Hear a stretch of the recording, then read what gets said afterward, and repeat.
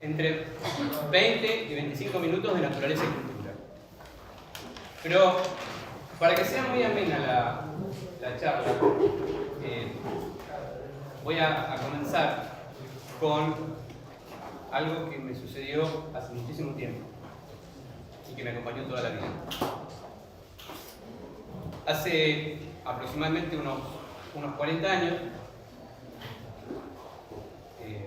en un verano, en Mar del Plata, conocí a una chica. Y ustedes se preguntarán qué tiene que ver con eso. Escuchen lo que pasó. Entonces esta chica me dijo que ella estaba de novia, y yo le dije que a mí no me importaba eso, que me interesaba.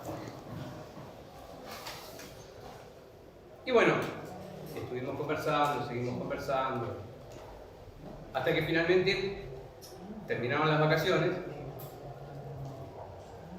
Y cuando terminaron las vacaciones y todo volvió a la normalidad, y regresamos a Buenos Aires, ella un día me llamó por teléfono, estudiaba medicina, y me regaló un libro. Y el libro que me regaló estaba marcado con una frase de un poeta. Quiero decir dos cosas que son muy importantes.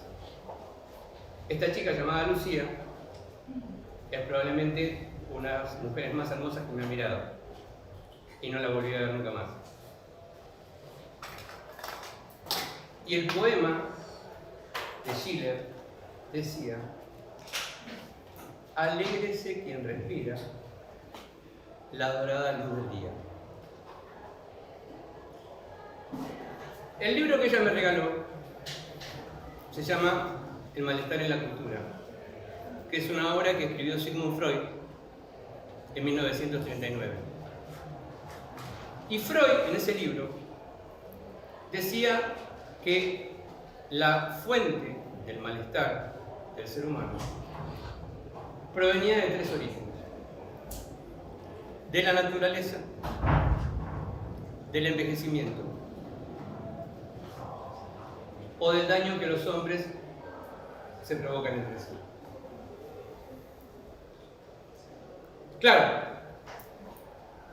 Freud no tuvo la capacidad para imaginar lo que sobrevendría 40, 50 o 70 o 80 años después, porque Freud dijo claramente al comienzo del malestar en la cultura el daño de la naturaleza. El hombre todavía, con un capitalismo incipiente, irrumpía sobre la naturaleza, pero no existía esta problemática o este problema que hoy nosotros nos hacemos. Ahora, tenemos un problema elemental nosotros acá. ¿A qué llamamos naturaleza y a qué llamamos cultura? Y como esto no es un curso de filosofía, no nos vamos a dedicar los últimos 2500 años de la filosofía para distinguir qué es la naturaleza y qué es la cultura. Porque cada filósofo, a lo largo de los 2500 años, se ha ocupado, o los filósofos más importantes, o los filósofos más relevantes de la historia de la filosofía y de la filosofía política, se han ocupado de discernir qué es la naturaleza y qué es la cultura. Hasta algunos filósofos, que ustedes quizá alguna vez lo escucharon, Baruch con B larga, Spinoza, intentó sostener que Dios inmanente era algo parecido o algo semejante a la naturaleza. Quiero decirle que para esto, digamos, si tomamos desde el Génesis, si tomamos de los griegos, si tomamos desde el Génesis, de donde ustedes quieran tomar, vamos a tener todo tipo de explicaciones. En el Génesis, la tierra prometida; en los griegos, los 4 elementos principales. Pero nosotros no nos podemos poner a preguntar sobre eso de qué es la naturaleza y qué es la cultura, porque simplificadamente en un curso de Derecho nosotros tenemos que, cuando ustedes salen de la facultad, son abogadas y son abogados y tienen que resolver pleitos, tienen que asesorar a legisladores, van a ser jueces, van a ser juezas, alguno quizá será ministro de la Corte, otra será presidente de la República, no sé, en fin, el destino es tan abierto. No se van a preguntar qué es la naturaleza y qué es la cultura. Podemos decir algo muy sencillo. entre naturaleza y cultura. Y a mí me gusta decirlo de esta manera. Como no creo en Dios, ustedes saben que no creo en Dios, pero no niego la existencia de Dios. Llamo naturaleza a todo lo que estaba hasta que llegó al ser humano. Y llamo cultura a todo lo que se incorporó a partir de que el ser humano decidió descender de los árboles. Claro, esto es muy simplificado, porque cualquiera de ustedes que haya visitado, por ejemplo, el Museo de Ciencias Naturales en Nueva York, ¿quién estuvo? Bueno, cuando uno sube en el Museo de Ciencias Naturales de Nueva York, es increíble, porque no me acuerdo de memoria, pero según ellos, que tienen todo calculado, esto comenzó hace 13.500 millones de años o 13.800, no 13.999, no, es un número. Comenzó el Big Bang hace 13.500 millones de años. A lo largo de esos miles y miles de millones de años se han producido incontables sucesos de los cuales estamos absortos, porque los seres humanos, los que estamos aquí presentes, solamente conocemos el 2% del universo. Ignoramos el 98% restante. Entonces, con esa franquicia y con ese límite, me permitiría decir, bueno, miren, llamaremos naturaleza a los elementos que son naturales, que estaban antes que llegara el hombre, razonable o depredador, y cultura a todo lo que hemos ido produciendo. ¿Desde cuándo hemos ido produciendo? Y también tenemos que ser bastante arbitrarios con esto, porque no hay una fecha exacta. O sea, no hay, digamos, un correo electrónico que diga se descubrió el fuego o el hombre bajó el árbol. No existen ese tipo de noticias. Se presume que el Homo sapiens sapiens, que somos nosotros, se calcula entre 200.000 y 250.000 años, pero no se sabe con exactitud. Inclusive también ahora están hablando de que hubo combinaciones entre diversas etnias del Homo sapiens con otros. Así, en fin, esto es una cuestión de la antropología. ¿Por qué nos interesa tanto esto a nosotros? Porque todo el desarrollo contextual del derecho, absolutamente todo el derecho, se desarrolla dentro de un territorio. Y el derecho existe, por lo menos hasta hoy, a las 5:30 de la tarde, el derecho existe en la medida que existe un territorio. Y el derecho constitucional existe en la medida en que yo necesito una identidad para distinguirme de otros. Ahora, ¿cómo hacemos nosotros para discernir, para pensar exactamente en la naturaleza y en la cultura? Porque al cabo de los años y los años y los años se han ido entremezclando. O sea, las montañas no están exactamente igual como estaban hace 50.000 años. Los ríos no están igual. El hombre ha invadido prácticamente todo. Sí sabemos, tenemos muchísima más información sobre el planeta. Hoy disponemos de muchísima más información sobre el planeta de la que se disponía, por ejemplo, en toda la historia de la humanidad. Esto está plenamente comprobado. Cualquier niño de 6 o 7 años u 8 años solamente accionando el celular conoce todos los tipos de medidas, las ciudades, los climas, en fin, una cantidad de cosas.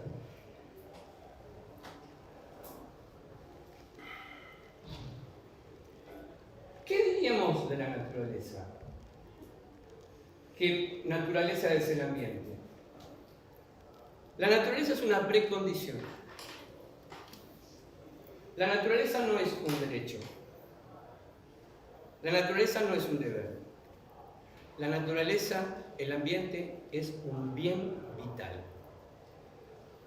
Sin la naturaleza como bien vital es imposible la existencia humana.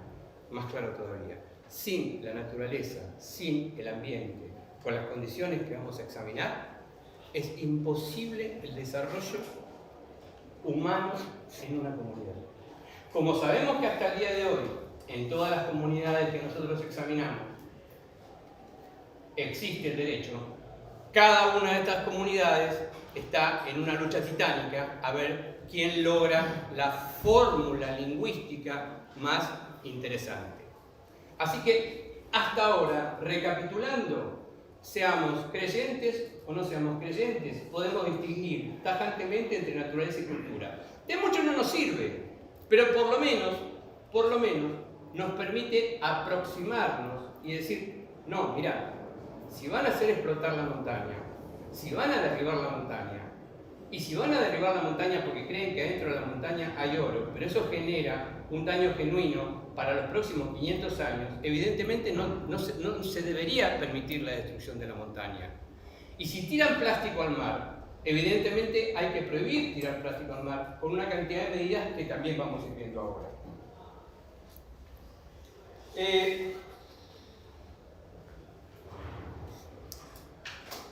La decisión de llamar al ambiente o a la naturaleza bien vital no es una cuestión menor, porque para ser titular de un derecho,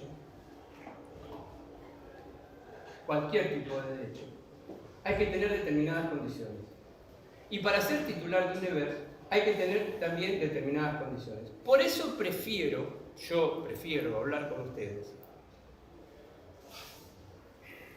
de que la naturaleza es un bien vital, es una condición previa a nuestra existencia. Y si todavía me apuran, les diría que dentro del Estado constitucional, la naturaleza como bien vital es una condición prepolítica de existencia. Sin la naturaleza, sin la protección de la naturaleza, sin el resguardo de la naturaleza como bien vital, es inimaginable la construcción de una comunidad política. Entonces, si distinguimos, porque en general en la facultad, o en casi todos los cursos que ustedes van a tener, van a escuchar el derecho al ambiente sano, el derecho al ambiente sano y equilibrado, apto para el desarrollo humano y las actividades productivas. Está bien que lo diga la Constitución, pero un bien es otra cosa. Un bien es otra cosa, es algo que está inserto en toda la comunidad, independientemente de que lo deseemos o no lo deseemos. Ahora, ese bien tiene una característica, porque es un bien individual, plurindividual y es un bien colectivo. De la misma manera que la Constitución Federal de los argentinos es un bien colectivo porque nos pertenece a todos y a todas. No hay ningún argentino, ni ninguna argentina, ningún extranjero que pueda decir la Constitución me pertenece solamente a mí. La Constitución es un bien colectivo. Hay pocos bienes colectivos. Hay muy pocos bienes colectivos. La naturaleza también es un bien colectivo. Claro, se producen todo tipo de mamarrachos. Hagan la prueba de bajar, de ir caminando un domingo a la tarde, un sábado a la tarde, ir al río, a la costa Vicente López, y hagan la prueba cómo pasar de cómo llegar al río. O sea, la idea de bien colectivo ha desaparecido porque ha sido complotada por ideas capitalistas que solamente buscan el lucro. Entonces usted para llegar al río tiene que caminar 17 cuadras y en cambio, si tiene una libre accesibilidad, va a pasar por el medio de un río. Pero esto es otra cuestión. La Constitución Federal de la Argentina ha sido muy generosa en el año 1994. Ha incorporado un artículo muy interesante que es el artículo 41 y probablemente es uno de los artículos más importantes que se ha consagrado en la Constitución Federal.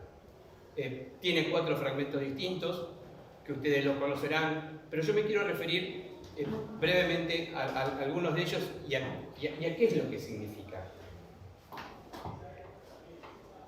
El artículo 41 hace juego con el preámbulo. Es el único artículo de la Constitución que hace juego con el preámbulo. Porque cuando el preámbulo habla para nuestra posteridad, el único artículo de la Constitución que vuelve a hablar de la posteridad de los que no están en este momento es precisamente el artículo 41, cuando refuerza y dice: señoras y señores, el bien vital, la naturaleza, el ambiente sano, no solamente lo tienen que cuidar, no solamente tienen que satisfacer las condiciones para las actividades productivas y el desarrollo humano, sino que usa un verbo típico: lo tienen que preservar para las generaciones futuras. Es el único juego que hay en toda la Constitución entre la posteridad y el futuro. Juegan automáticamente el 41 con el preámbulo. Claro, las preguntas abundan y uno se imaginaría si cuando el constituyente dijo ¿qué querrá decir un ambiente sano? Es algo parecido a cuando conversábamos con Germán Vidal Campos y mirábamos los juicios políticos, que la Constitución dice mal desempeño. ¿Qué es mal desempeño? Lo contrario de buen desempeño. ¿Qué es un ambiente? ¿Qué es lo contrario de un ambiente sano? Un ambiente insano. ¿Cómo hacemos nosotros para acercarnos a una noción de ambiente sano? Bueno, hay algunas ideas que están dando vuelta. Y están dando vuelta de manera muy importante. Los seres humanos necesitan una cantidad de metros cuadrados para vivir. Los seres humanos necesitan una cantidad de agua para vivir. Los seres humanos necesitan una cantidad de oxígeno para vivir. Los seres humanos necesitan una cantidad de tiempo de ocio para vivir. Los seres humanos necesitan un tiempo para educarse. O sea, no es solamente el ambiente sano que vengan con un camión pintado de amarillo y que corten los árboles. O que pongan por todos lados redes de color naranja. No es eso. Es algo muchísimo, muchísimo más amplio. A punto tal, que en 25 años la Ciudad Autónoma de Buenos Aires ha reducido en un 50% la cantidad de metros cuadrados necesarios que necesita un ser humano para respirar un ambiente sano. ¿Qué puede suceder en los próximos 25? Les traigo otro ejemplo. Cuando se fundó la Argentina, en 1853, un tercio de la Argentina era pura superficie boscosa. Un tercio de la Argentina eran bosques. En el año 2019 hemos derribado más del 85% de esa superficie boscosa. O sea, prácticamente 3 o 4 provincias de la Argentina eran bosques.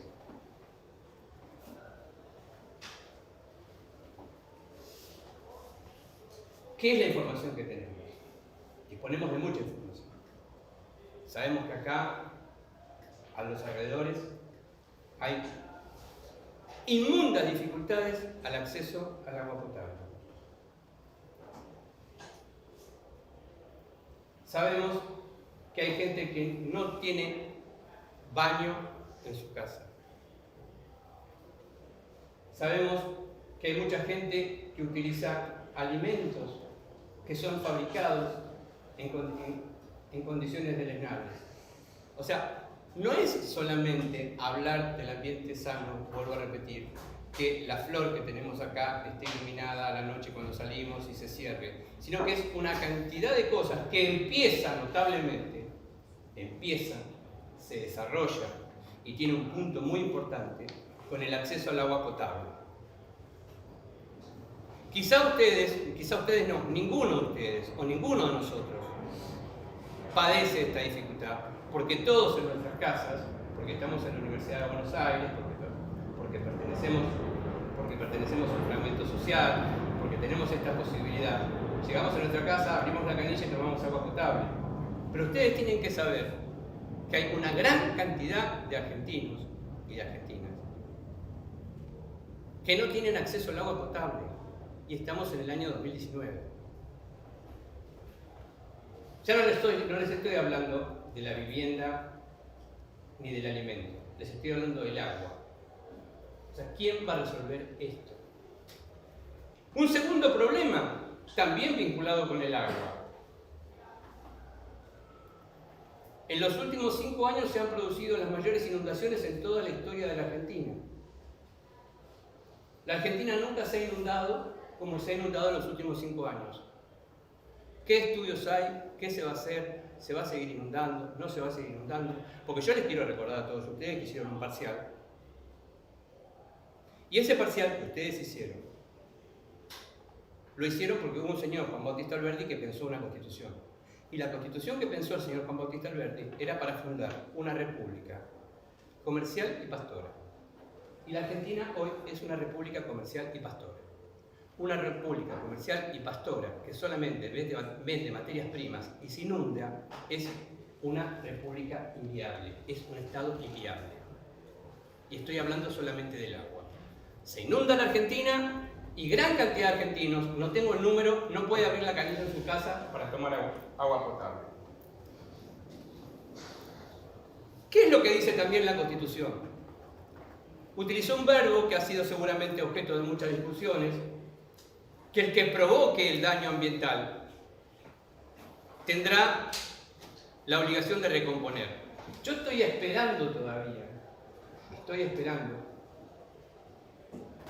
un fallo de la Corte Suprema de Justicia que realmente lleve adelante la obligación de recomponer. Porque miren que acá rompen, acá rompen bosques, acá rompen montañas, acá rompen el curso de los ríos, acá afectan a la naturaleza. La naturaleza es afectada. Estoy esperando que llegue un fallo de la Corte. Todos me van a decir, no, profesor, el fallo de Mendoza. Si el fallo de Mendoza fue del año 2007.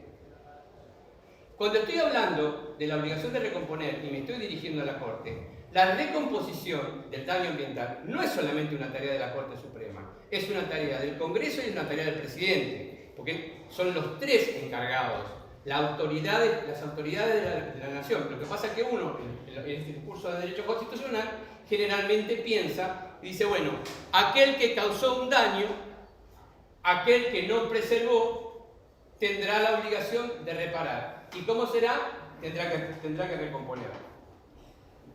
Hay un juego muy interesante que es muy descuidado, está muy descuidado en la facultad, que es con el artículo 75, inciso 19. Ustedes fíjense que en el artículo 41 de la Constitución se habla del desarrollo humano. Y en el artículo 75, inciso 19, también se habla del desarrollo humano.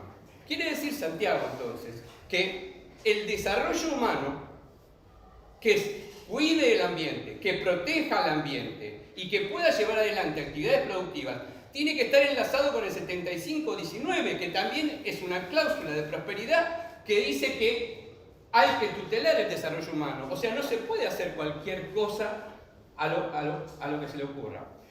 Claro, ustedes se preguntarán, ¿esto es tarea sencilla? Esto no es tarea sencilla.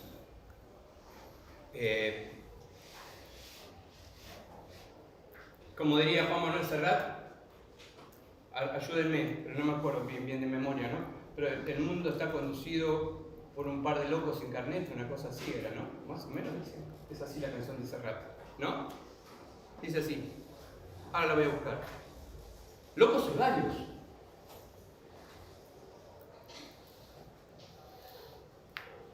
Miren Bolsonaro, en Brasil. Un desastre ambiental. Brasil es probablemente uno de los países mayormente bendecidos por la naturaleza y está conducido por un ser que no está en pleno uso de sus facultades mentales, que no tiene capacidad para pensar no el futuro ambiental, no tiene capacidad para pensar el presente. Hagan unos kilómetros más al norte y se van a encontrar con otro ser tan demente, que tampoco está en pleno uso de sus facultades mentales. Me refiero al presidente de Estados Unidos. Y si se toman otro avión y se van a la China no les interesa absolutamente nada la contaminación ambiental. Bienvenidos a la contaminación ambiental, bienvenidos al calentamiento global, bienvenidos a todo esto, que esto no lo para nadie. ¿Ustedes creen que esto lo van a parar Bolsonaro, Trump y los chinos? Los principales contaminadores del mundo son los chinos y los norteamericanos. Cuando Macron lo llama por teléfono se le ríen a Macron. Ustedes saben lo que pasó con el problema de Macron. Es increíble lo que pasó con Macron. No lo hubiera votado a Macron, pero les quiero contar lo que pasó en Francia. ¿Ustedes saben cómo es lo de los chalecos amarillos? ¿Lo conocen el asunto? ¿Por qué? El tema de los chalecos amarillos es porque Macron quiere la reducción del uso de combustible por la contaminación ambiental. Y la gente dice, no, yo tengo que ir a trabajar, tengo que usar el auto, tengo que estar usando combustible. Entonces acá me pongo un chaleco amarillo y salgo a protestar en la calle de París. Situaciones que nosotros vemos acá, que son insólitas, que son inimaginables. O sea, el retraso horario que tenemos en el cuidado de la naturaleza. No voy muy lejos, en Madrid todos los taxis son eléctricos. Y acá seguimos vendiendo, y seguimos vendiendo, y seguimos vendiendo, y contaminamos y se contamina de todas maneras. Hay un escritor italiano que se llama Alessandro Barico. Con esto voy cerrando. Alessandro Barico habla que estamos en el medio de una revolución tecnológica producida por el pensamiento humano y que estamos en el marco de una humanidad creciente. A mí me gusta leerlo a Barico y escucharlo a Barico cuando dice que estamos en el marco de una humanidad creciente. Pero sinceramente, me da mucha congoja y me lleva a una suerte de pesimismo antropológico. Porque día tras día, lo único que escucho, lo único que veo, lo único que compruebo, es todo lo contrario de proteger un ambiente sano, equilibrado, apto para el desarrollo humano que satisfaga las actividades productivas y lo preserve para las generaciones futuras. Esta es mi preocupación. Por eso quiero compartir con ustedes la idea de bien vital. Abandonemos la noción de derecho, porque si hablamos de derecho al ambiente vamos a empezar a discutir de quién es titular. Y sin la naturaleza nosotros no podemos vivir, porque formamos parte de la naturaleza. Si me escuchara algún profesor de mi cátedra va a decir cuando escuchen este video que soy un naturalista. Bueno. Formamos parte de la naturaleza. Todos formamos parte de la naturaleza. De la misma manera que todo lo que nace perecerá, le dice Mefisto al doctor Fausto. Para que sea inspirador, entonces, y para terminar con lo que comencé.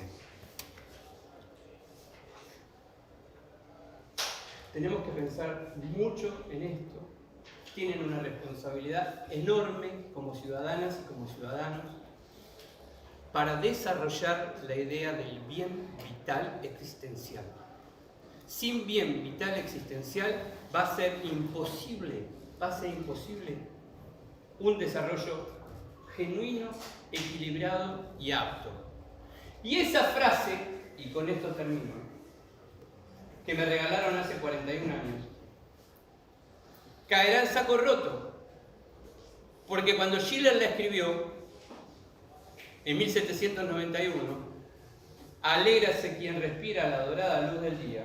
Yo quisiera saber quién puede hacer eso en Pekín, quién puede hacer eso en el DF, donde los índices de contaminación son terribles. Con esto termino, redondeo, espero haberlos persuadido y conmovido a cada uno de ustedes en relación a la naturaleza como bien vital. Defiendan a la naturaleza. No dejen que les hablen de los derechos de la naturaleza. Está bien lo que hizo la Constitución de Ecuador. La Constitución de Ecuador nos habla de la Pachamama, de la Madre Tierra, pero es otra ficción. Es otra ficción. De la misma manera que la FOR es una persona jurídica, es una ficción. ¿Por qué existe la FOR? ¿Por qué existen las multinacionales? Porque son ficciones, porque el derecho inventó ficciones. Inventó la persona jurídica. Entonces, como había que proteger a la naturaleza, ahora inventamos los derechos de la naturaleza. No hay derecho de la naturaleza. La naturaleza es un bien vital. Y las multinacionales lo que hacen, como no necesitan hoy un territorio, llevan a cabo sus políticas en cualquier lugar donde más les interesa y donde más pueden contaminar. Por si total ellos no viven ahí. Ellos no van a vivir ahí. No se van a desarrollar ahí. Ellos van a poner una cantidad de dinero y esa cantidad de dinero se les va a multiplicar de determinada manera y se va a transferir a las cuentas matrices. Esta es la novedad de hoy. Este es el nuevo modelo que hay. Se terminó el modelo del siglo XX. El modelo del siglo XXI son potencias con territorio y potencias sin territorio. Hay grandes compañías mundiales, muchos de ustedes, todos ustedes, los que están acá, tienen celulares y cada una de las empresas de esos celulares tienen presupuestos superiores a muchos de los 193 países que están sentados en el universo de Naciones Unidas. Entonces le pregunto a todos ustedes y me voy, ¿quién gobierna este mundo? Gracias.